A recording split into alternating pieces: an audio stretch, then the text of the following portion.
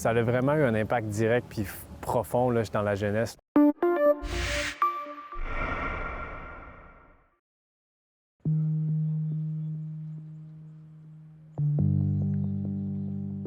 C'est de rejoindre des jeunes et des moins jeunes qui sont non rejoints par les services traditionnels. C'est d'être vraiment en bonne position pour leur permettre de parler puis d'être ce qu'ils sont aussi avec nous. On a toujours en tête de référer la personne vers la bonne place aussi. C'est ça aussi notre rôle. En fait, ce qui est vraiment génial avec le travail de rue, c'est que tu as une multitude de possibilités différentes et de façons de travailler différentes, autant qu'il y a d'humains différents. Tout ça prend la forme d'une présence qui est quotidienne. Donc, présence quotidienne directement dans les milieux de vie, dans l'objectif ultimement d'améliorer les conditions de vie des gens qu'on rencontre.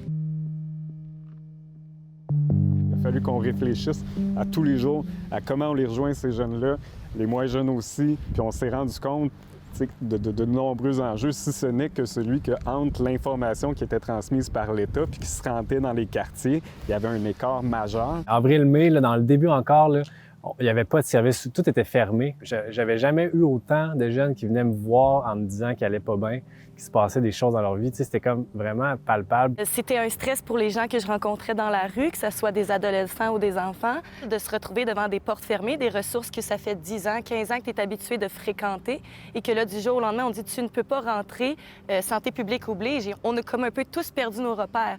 On a vraiment eu l'impression qu'il a fallu tout mettre à terre et tout rebâtir à zéro.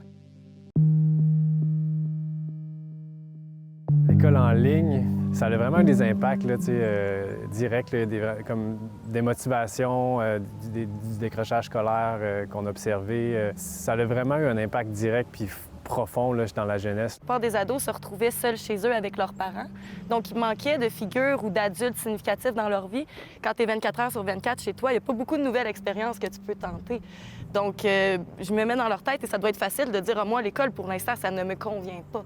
Je me souviens d'un jeune qui me dit, au début là, de la pandémie, il me dit comme « Hey, c'est malade, on est en congé, on n'a pas d'école pendant un mois, c'est vraiment nice. » J'y reparlais avec ce jeune-là, il était comme « Non, pour vrai, c'est vraiment de la merde. » Il y a des gens dans l'équipe en travail de rue à Sherbrooke qui nous partageaient le fait qu'ils étaient en lien avec plusieurs jeunes autour de l'école secondaire, une gang, etc., puis que pratiquement 100 de ces jeunes-là, qui étaient quand même dans des situations plus précaires, si on veut, dans leur affiliation avec l'école, ont ultimement décroché du milieu scolaire.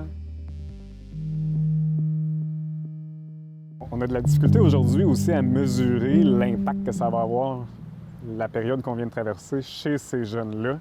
J'ai l'impression que la vague, nous, on va avoir un rôle clé à jouer dans ça au niveau du soutien qui sera nécessaire. Cet impact-là, on va le voir, mais je le sens déjà, en fait, certains jeunes qui ont plus le goût de s'exprimer sur ce qu'ils vivent. C'est sûr qu'en quelque part, des ados, c'est jeune, des ados, c'est fringant. On se dit des ados, ça va passer au travers, qui est vrai et faux en même temps, puisque j'ai eu un peu l'impression qu'ils ont été délaissés au détriment des autres. Parce qu'ils ne criaient pas haut et fort « j'ai besoin d'aide, aidez-moi ». Et je pense que maintenant, c'est notre devoir de venir se poser ces questions-là et de voir comment est-ce qu'on peut venir les aider, ces ados-là. Parce que je suis convaincue que des ados avec des symptômes d'anxiété, de dépression, on va en avoir. Il va y avoir de plus en plus de personnes qui vont avoir besoin des ressources, puis c'est ça. Je pense que la clé va être le communautaire. Et c'est sûr qu'il va falloir des engagements fermes au niveau de soutien financier pour nous permettre de faire notre mission, de la réaliser, puis pas dans des situations de précarité. On œuvre dans la complexité, mais on est là, puis on est fiers, tu sais.